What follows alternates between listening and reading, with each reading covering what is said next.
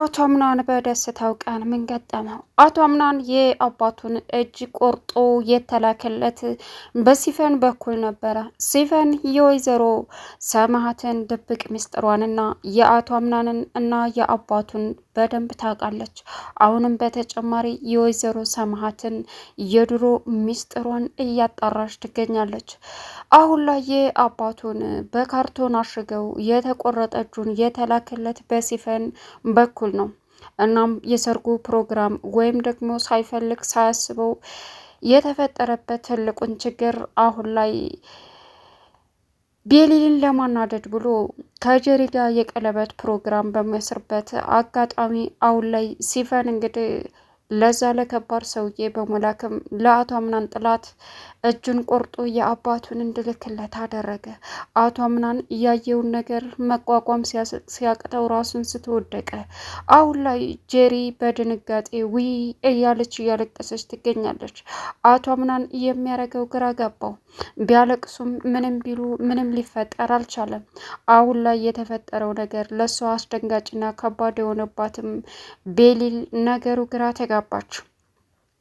አቶ አምናን አሁን ላይ በቤሊል ቅናት እየተንጨረጨረ ይገኛል። ከጓደኛው ጋር እንዲሁም ለግብዣ ለቀለበት ከጠራው ሰው ጋር የውሸት ፈገግታዋን ስታሳይ እንግዲህ በቃ መቃጠሉን ጀመረ። ነገር ግን መጨረሻ ላይ ወይዘሮ ሰማሃት ያጋጥማት የባሏን እጅ ቆርጠው ልለኩላት ሰዎች እነማን እንደሆኑ እንኳ ጠንቅቃ አታውቅም። ይህን ያደረገችውና ያቀነባበረችው ሲፈን ናት። እንዲሁም ደግሞ ለብዙዎቻቸው ያወዛገባቸው ሜርሲ እንግዲህ በእርግጥ ደንግጣለችም። ነገር ግን አሁን ላይ እርስ በርሳቸው መጠራጠር ጀመሩ። ግን ምንም ሊያደርጉ አልቻሉም። አቶ አምናን ማን ነው ምንድን ነው እያለ ደመንባ እያለቀሰ ይገኛል። ሰላም ውድና የተከበራችሁ ቻናሌ ቤተሰቦች እንደናችሁ ልጅ ሰላማችሁ ይብዛልኝ። በዚህ ቻናል አዲስ ሲሆናችሁ ሰብስክራይብ መጨረሻው ተከታተሉ። በጉጉት ስንጠብቅ የነበረው እንግዲህ ቀጣይ ፓርት ዘመተናል። እጅግ በሚያሳዝን ሁኔታ አቶ አምናን የአባቱን እጅ ቆርጠው የላኩለት ሲፈን ሆን ብላና አቅዳ ከሌላ ሰው ጋር ተደራጅታ አቶ አምናን ቤትና ወይዘሮ ሰማሃት ቤት የገባቸው የድብቅ ምስጢሯን የወይዘሮ ሰማሃትን እያቀበለች ሌላ ሰው ለማድረግ ነበረ። በዚህን ሰዓት ሲፈን ይህ እጅ ሲመጣ የመጨረሻ የአምናን የቀለበት ፕሮግራም ሲበላሽም ደስተኛ ነበረች። ሌላው እንግዲህ አሁን ላይ ሁሉም ነገር አልቆ ስጦታ ውጭ ላይ ሲንኳኳ እየሮጠች ዳ ከፍታ የተቀበለችዋ ቤሊል ነበረች። ቤሊል ባልጠበቀችው ማን ነው ምንድን ነው ምን አይነት ስጦታ ነው ሲላትም አላቅም በር ላይ ለእናንተ ነው መሰል ተሰጥቶ ማለት ያስቀምጠው ነው የሄዱት ማን እንደሆን እማቀው ጉዳይ የለም ስትለው በደስታ አሁን ልትከፍት ስትዘጋጀችው ጄሪ ትልቅ አስደንጋጭ ዜና አጋጠማት። እሱ ምንድን ነው ተቆርጦ የተላከው የአቶ አምናን እጅ ነበረ። አቶ አምናን አሁን ላይ በድንጋጤ ደረቅ ብሎ ቀረ። ግን ደግሞ የመጨረሻውና የሚያሳዝነው ነገር አቶ አምናን አሁን ምንም ሊያደርግ አልቻለም። ራሱን ስቶ መውደቅ ብቻ ቀረው። ግን ወይዘሮ ሰማሃት አሁን ላይ እንደ ልቧ ቆማ መንቀሳቀስ አትችልም። እናም ገና ወደፊት እመኝ ገና ብዙ ነገር እናያለን ትሞቻለሽ እንደዚሁም ተሽበልብለሽ ትቀራለሽ እያለቻት ነበረ። እና ወይዘሮ ሰማሃት ይህንን ሊያሳየን እስካሁን ድረስ ላቆየ ጌታ ይመስገን የኔ ልጅ ማንን ነው የምታገባው እያለችውም ነበረ።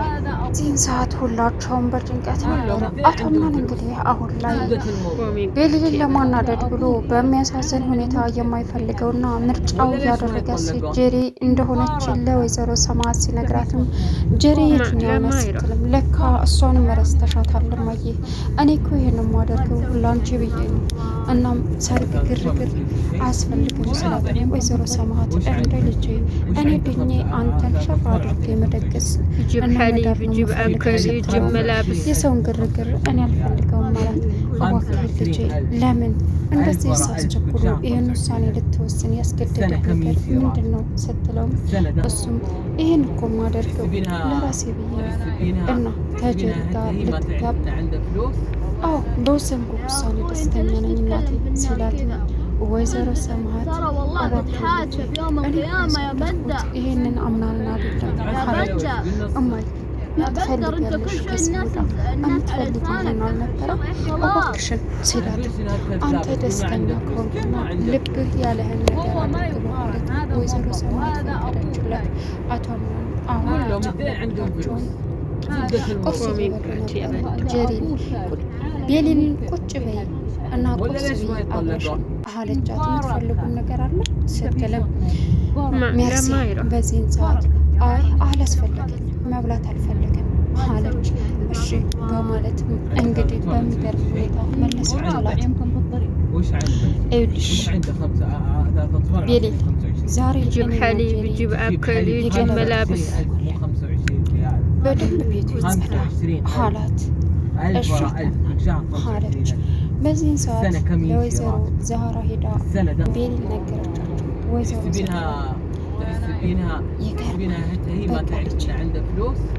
የተመረጠ ይሆናል ማለት አይደለም።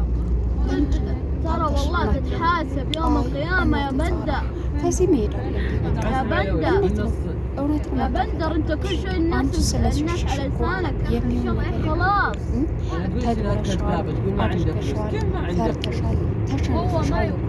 ስለዚህ በፍጹም እናቴ ዛህራ ከዚህ ታተግባት ሩጦ የተመረጠ ሩጦ ይሳካል ማለት አሏት። ምን ታውቂያለሽ ሊበላሽ አሉ። ወይዘሮ ዛህራ እንግዲህ ደስ በሚል ሁኔታ ከወይዘሮ ሰማሃት ፊት ለፊት በመቀመጥም አሁን ላይ የታያቸውን ጭፈራ መጀመር ጀመሩ። እንዲሁም ደግሞ ይሄንን ስትባል يجيب حليب يجيب أكل يجيب ملابس አሁን ላይ ሲፈናላቸው ምን ፈልገሽ ነው እናቴ ዛህራ እናቴ ማለቴ ወይዘሮ ሰማሃት የምትፈልጊው ነገር አለ እንዴ? አይ ጀሪ ማለት አንቺ ነሽ? አዎ የልጅሽ ሚስት አለች ወይዘሮ ሰማሃት። ከዚህ በኋላ በደንብ የምንከባከባት እኮ እኔ ሲፈን ምክንያቱም የወይዘሮ ሰማሃት የድሮ የባሏ ወይም ደግሞ የአምናንን አባት ሂስትሪ እየጠየቀቻት ነበረ። ስለሱ አታንሽ እባክሽን እያለች ሲጨናነቃት ነበር።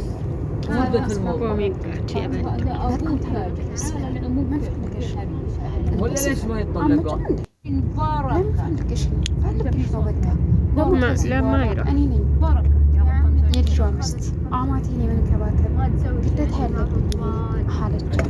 ምን? አዎ። በዚህን ሰዓት ወይዘሮ ሰማሃት ዝም ብላ መመልከት ጀመረች። يجيب حليب يجيب أكل يجيب ملابس ዛሬ ቀለበት አለ አይደለም? ስለዚህ የሚለብሰውን ልብስ ምረጭ አለቻት። ራስሽ አትመርጭም? አያስፈልገኝም ራስሽ ምረጭ አለቻት። እንደ ሲፈን እሺ በማለት እንግዲህ ተስማማች። እዚህ እናምጣው ልብሱን ወይስ እዛ አለቻት። እዚህ እሺ ልብሱን በዚህ ሰዓት ይሄም አይሆን ይሄም እያለች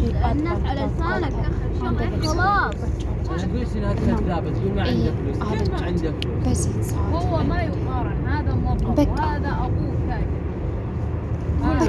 ደስ የሚል ቀን እና ወይዘሮ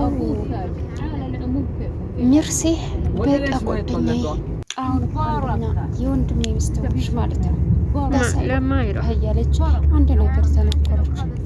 እንግዲህ እኮ የወይዘሮ ሰማሃት ተንከባከቢ አማቴ ታሁን መንከባከብ ጀምር ማጠቢ እያለች እንግዲህ يجيب حليب يجيب أكل يجيب ملابس ጀሪ የሆነ አመለካከት የሁለቱ አካሄዳቸው ሴራቸውን በደንብ እያጣጣመች የምታዳምጧ ሲፈን ዝም ብላ መመልከት ጀመረች።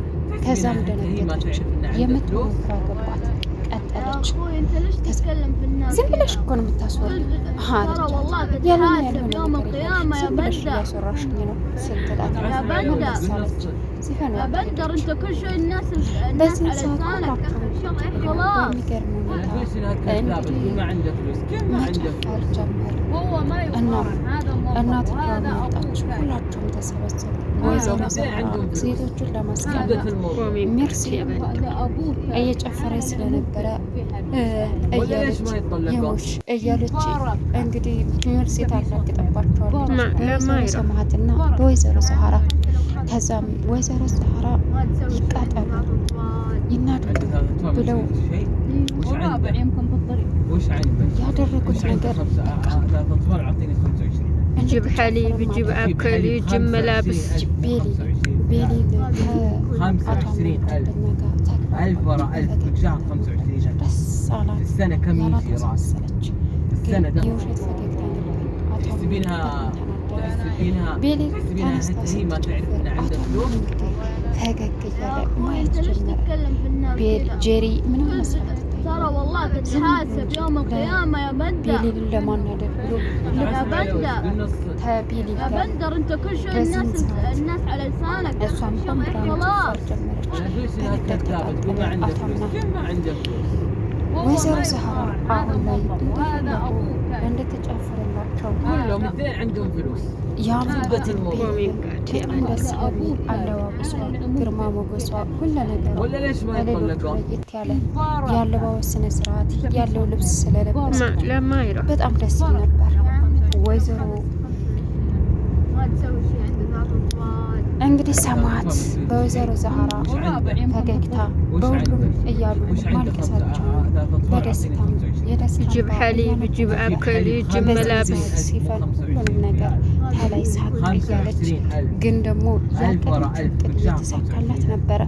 السنة كم يجي راتب በደስታቸው ቀን ትልቁን ጉብዳ ስጦታ ብሎ እየጨፈሩ ባሉበት ሰዓት تحسبينها هي ጉብዳ ما تعرف ان መጣባቸው። عندها فلوس በዚህን يا ሰዓት اخوي انت ليش تتكلم فينا በድንጋጤ كذا؟ የሚሆኑት ترى والله تتحاسب يوم القيامة يا بندر. አሁን ላይ يا بندر ከደብዳቤ يا بندر انت كل شيء الناس على لسانك. ስለመሰላት خلاص ዘላ ስትከፍት تقول كذابة تقول ما عندها فلوس كيف ما عندها فلوس هو ما يقال هذا موظف وهذا ابوك جاي. አቶ አምና እየደስታቸው كلهم اثنين عندهم فلوس ትልቅ زبدة الموضوع በዚህ ሰዓት የአባቶች ተለቆ ተላከለች። ቻናሉን ሰብስክራይብ ولا ليش ما يتطلقون